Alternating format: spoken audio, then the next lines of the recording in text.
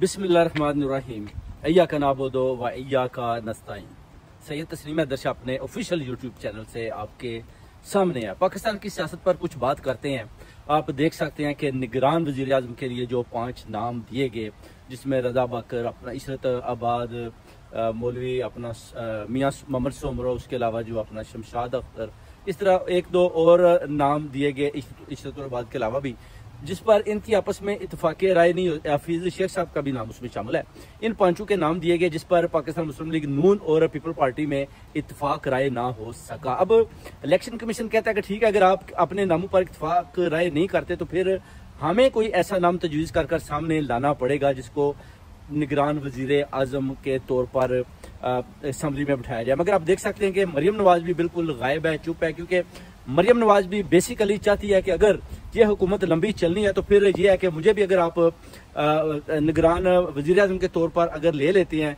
इस पर नवाज शरीफ ने भी ये बात बोली है कि मरियम नवाज को भी आप चाहे तो ले सकते हैं अगर आपने इलेक्शन नहीं करवाने, क्योंकि जर्नैलों की जो गेम चल रही है उसमें वो इलेक्शन नहीं करवाना चाहते। वो चाहते हैं कि हुकूमत को और लंबा लेकर जाया जाए ताकि इमरान खान को तोशाखाना के हवाले से जो है ना उसको नायल करार दिया जाए, जिस पर इमरान खान और उसके वकील गोयर ने 5 नाम दिए, जिसमें इमरान खान साहब ने अपना मेजर जनरल चीमा का नाम, उसके अलावा 4 और लोगों के नाम दिए, जिस पर जज दिलावर ने उसको मुस्तरद कर दिया कि जी मैं उनको नहीं बुला सकता और मैंने तोशाखाना के हवाले से कोर्ट में इसका फैसला करना है। जिस पर काजी फायज ईसा उसके पीछे बैठा हुआ जर्नैल भी पूरी उसको सपोर्ट दे रहे हैं कि कुछ भी हो, आप जैसे भी हो, इमरान खान को ना अहल करें। मगर जो भी प्रूफ वो मांगते हैं इमरान खान साहब के वकील लाकर सामने रख देते हैं और वो उनको नायल करने से कसर हो जाते हैं। बड़ी सोचो विचार के बाद जो अभी जो है अपना जर्नैल सारे ये सोच रहे हैं कि करें तो क्या करें, इमरान खान को कैसे खुदे लाइन लगाएं। अब ये सारे मिलकर सर जोड़कर बैठे। उधर आसिफ अली जरदारी से जो जनरल अपना आसिम मुनीर ने वादा किया,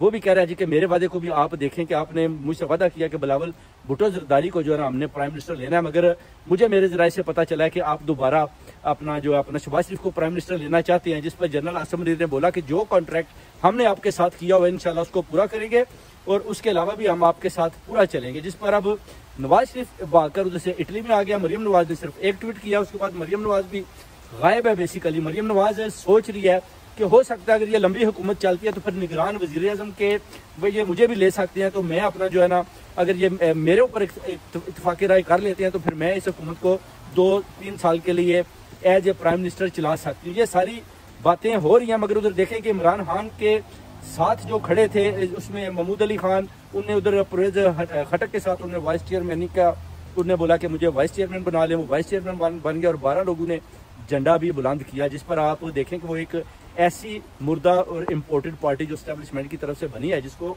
पाकिस्तान यानी कौम के सामने लाया जा रहा है जी कि ये देखें हमने एक ऐसी पार्टी लाए हैं जो इंशाल्लाह ताला खैबर पख्तूनख्वा में सीटें हासिल करेंगी। मगर आप देखेंगे कि ये पार्टी बुरी तरह हालेगी, क्योंकि इस पर आसिफ अली जरदारी और नवाज शरीफ भी सख्त परेशान है। उधर नवाज शरीफ इटली में डेरे डाल के बैठा हुआ है, इधर अरशद शरीफ का मर्डर, उसका भी जो अपना इधर के जो स्कॉटलैंड यार्ड SO-15 उसका वेट कर रहे हैं। अब देखना है कि यह हुकूमत किस तरफ जाती है, ये जो ऊंट है किस करवट बैठता है, जनरल इनकी कैसी और किस तरह हेल्प करते हैं, और ये अपना जो हुकूमत है ये कौन सा निगरान वजीर आज़म सामने लाती है। जो 5 नाम दिए उस पर इनकी इत्तफाक़ी राय नहीं हो सकी।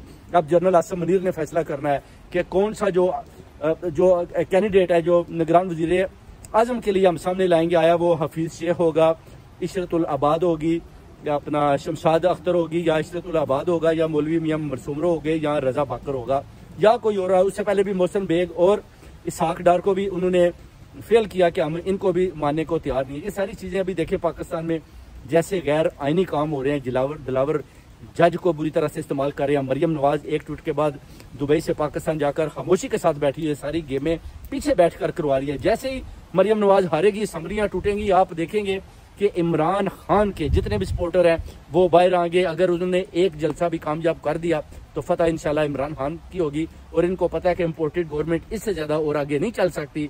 मगर जर्नैलों का पूरा जोर है कि किसी तरीके से भी हम इम्पोर्टेड गवर्नमेंट को लेकर आगे जाएं और इसको 2 साल के लिए और चलाएं, और इमरान खान को हम नायल करके जो दूसरी पार्टियां हमने बनाई है उनको सामने लाएं, ताकि अवाम को, जैसे कि आपने देखे महंगाई का बम जो इसहाक डार ने चलाया है, उसमें आप देखें 20 रुपये एक ही रात में उन्होंने प्राइस पेट्रोल की, और आटे में आप देखें किस कदर इन्होंने इजाफा किया। और देखें किसी मुल्क में भी जब प्राइस ऊपर जाती है तो उधर के जो वेजेस हैं, उधर की जो तनख्वाहें हैं, उनको भी बढ़ाया जाता है। मगर आप देखें कि पाकिस्तान एक ऐसी कंट्री है जिसमें एक रात में 20 रुपये प्राइस को ऊपर किया गया, मगर लोगों की तनख्वाहें वही हैं, लोगों की चीखें निकाल दी हैं इस इम्पोर्टेड गवर्नमेंट में। और ये कर्जा खत्म करने के लिए कर्जा ले रहे हैं और ये महंगाई खत्म करने के लिए और ज्यादा महंगाई कर रहे हैं। ये एक अजीब तरह की जो अपना इम्पोर्टेड गवर्नमेंट सामने है, जो वहां पर पूरा जुल्म और ज्यादती कर रही है। और इंशाल्लाह ताला इनके खिलाफ खड़े हैं, इंशाल्लाह ताला इनको और आगे नहीं जाने देंगे। पूरी ओवरसीज कम्युनिटी, पूरी कौम इमरान खान के साथ खड़ी है और इंशाल्लाह ताला जीत इमरान खान की है, हक और सच की फतह है। इंशाल्लाह ताला इनको हराना है हर सूरत में। और खान साहब का साथ दें, पाकिस्तान का साथ दें और अपनी कौम का साथ दें। बहुत बहुत शुक्रिया। तस्नीम हैदर को आपका सलाम।